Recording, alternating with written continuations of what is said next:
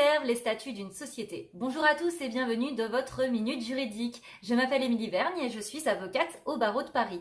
Je vous laisse regarder toutes les infos me concernant. Là, on va rentrer dans le vif du sujet, à savoir à quoi servent les statuts dans une société. La première chose, c'est qu'ils servent à informer les tiers. Pourquoi? Parce que vos statuts, ils vont être publiés dans un journal officiel.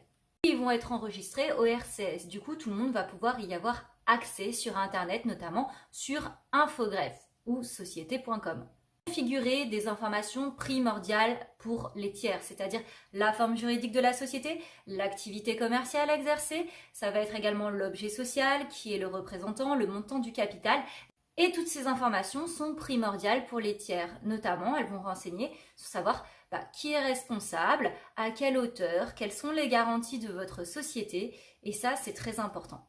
Deuxième point, ces statuts viennent donner un cadre juridique à votre société et notamment aux relations entre les associés. Et ça, c'est important en ce qui concerne les votes, les modalités de cession, les prises de pouvoir, comment ça se passe. Concrètement, ça évite de vous faire dégager de la société du jour au lendemain, que n'importe qui rentre dans la société, d'être sûr que quelque part votre voix compte et va être prise en compte également.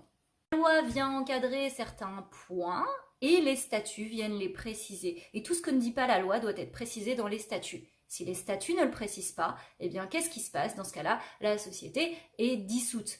Le problème, c'est que si cette société, elle vaut plusieurs milliards, alors que derrière, vous avez quand même des difficultés avec votre associé, vous n'avez peut-être pas envie de faire l'impasse sur cette société juste à cause d'un différend. C'est justement ce qui est arrivé à l'un de mes clients qui a décidé de s'associer avec certaines personnes de sa famille. Alors ils ont tous décidé au départ de prendre des modèles de statut parce que déjà ça leur coûtait moins cher et puis en plus, après tout, ils s'entendaient bien, donc à quoi bon? Autant faire au plus pratique. Et du coup, la société s'est développée. Aujourd'hui, elle vaut plusieurs millions d'euros et c'est génial pour eux. Et en chemin, ça a commencé à devenir beaucoup plus compliqué. Les personnes ont commencé à avoir des différends, notamment en ce qui concerne les prises de décision pour la société. Il y a une des personnes qui a décidé de créer une société concurrente à côté, qui ne prend plus place au niveau des assemblées générales, que ce soit ordinaire ou extraordinaire, et ça a un impact direct sur la structure de la société et sa vie économique. En plus, ils sont en désaccord en ce qui concerne les ordres qui sont donnés aux salariés et du coup, c'est le bazar.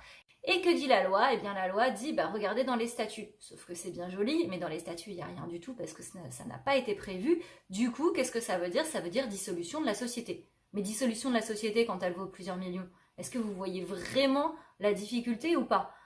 Forcément, qu'est-ce qu'ils essayent de faire? Ils essayent d'éconduire, d'évincer la personne qui pose problème.